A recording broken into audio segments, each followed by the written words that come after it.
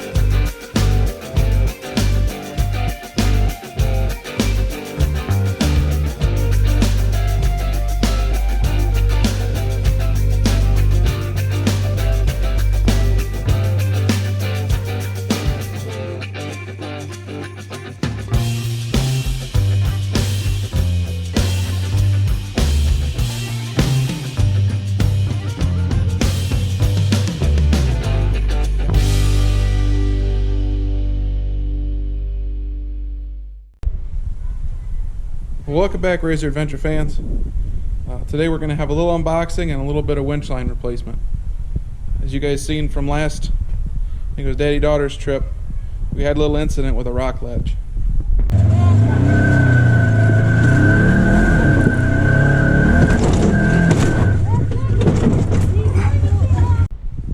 So keeping that in mind, let's take a look at the winch rope.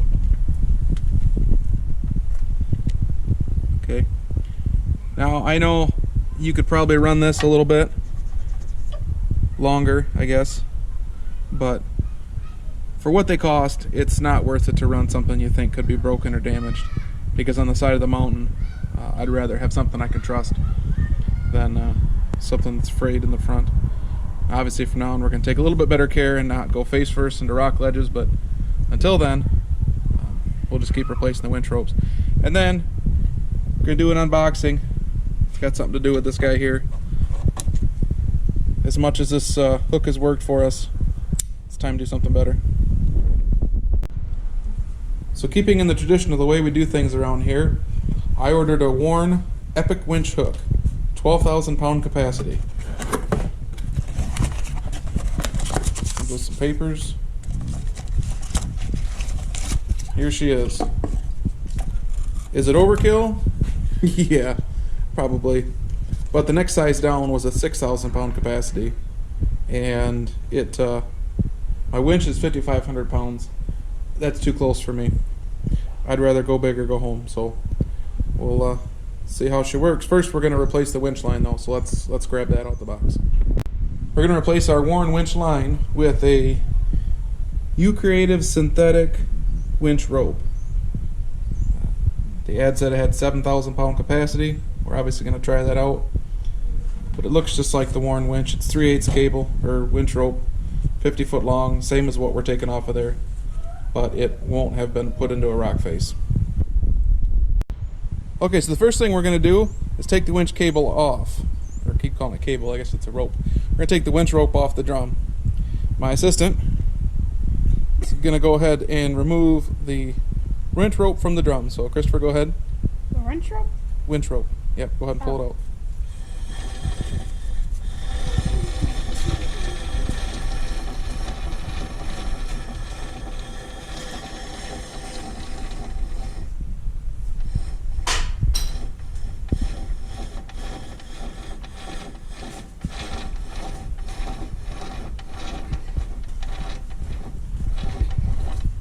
You guys are going to see what's about to happen because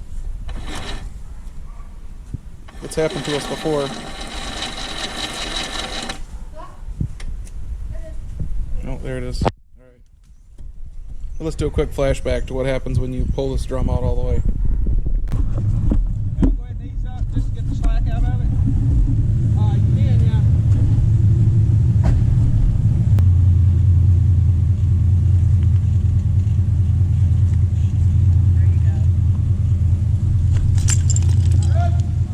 What in the world just happened? Oh, it looks like all the winch just came out. Probably shouldn't have ran it out so far. So all we did was pull on the winch rope, It's a little bit more than we could do by hand, but as you've seen, anything stronger than your hand, if you're pulling on something or getting pulled at all, it's going to pull it right off the drum. So, and just to cover what you've probably seen, there's a wire coming out of the hood here. That's our trickle charge. We're going to have the key on for a lot of this, so I threw the charger in there to keep the batteries fresh. We are going to spin the winch around a little bit, so let's get to working. So the first thing we're going to do is unwrap our winch line so it's not in a big knot or in a pile. Christopher's stretching out for us here. So we'll get it all separated and we'll start winding it into the drum. If you can see the holes there. All you do is feed it through the holes and then fold it over and then wrap your line around it. But we'll show you that as we go. So with a screwdriver and a pair of needle nose pliers, we got it fed through the hole in the drum. Now I have done this before, but it was on the side of a mountain. It was still a pain in the butt, but way easier in front of my garage than while I'm looking down a hill. So from here, we're going to lay this across the drum, and then as we roll it in, we're going to roll the rope on top of it across. And that's basically it. I've looked for better ways to do it. If we tie this off in a knot, then it's going to overload rope on one side of the drum and it won't all fit, or if it does, it'll be all jammed in there. So this is the best way that I've found.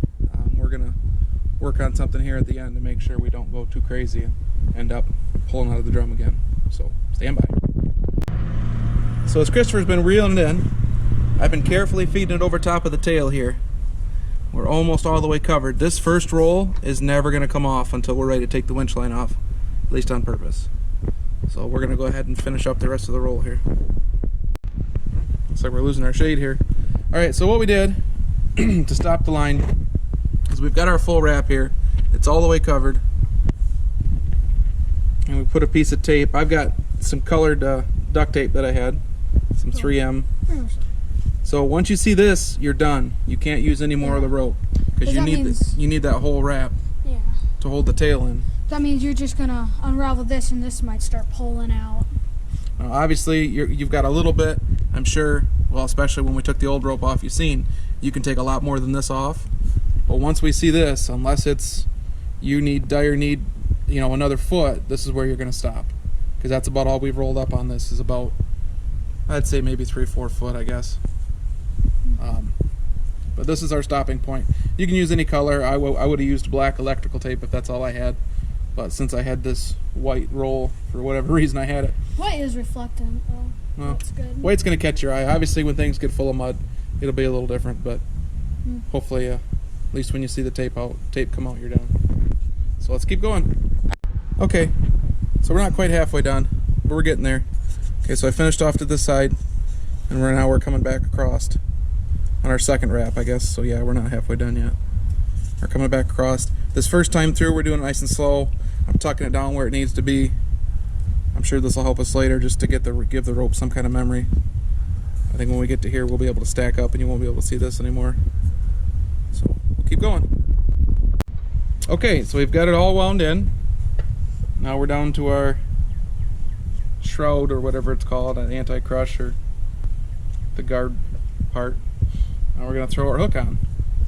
And for the hook, all it is the little simple pin and pin, and we're on. Alright, so there it is. Our 12,000 pound hook on our 5,000 pound winch. Yeah, overkill, for sure. I'm not sure what we're going to do with it yet. I've got an idea that we tried here before we started rolling line up, so I'm going to try that out and we'll see. We'll see how it looks. Alright, well, it's a little bit different than I thought. This actually works out really nice. It tucked in front of the winch, behind the bumper, and I tightened the line up, and what happened, I don't know if you can see that in there or not, is it actually hooked on itself a little bit to keep it from bouncing out. Now, it's not overly tight in here, but it's taut enough where it's not going to bounce around too much. That could be a problem in the long run, but we'll see. But it's not going to bounce up out of there, so guess we'll run it, I guess, see what happens. Thanks everybody for watching. Appreciate your subscribing and your views and likes and comments and all that. We hope everybody's still staying safe during the quarantine here. We're doing our best to work on projects and keep busy. This thing's going back together today.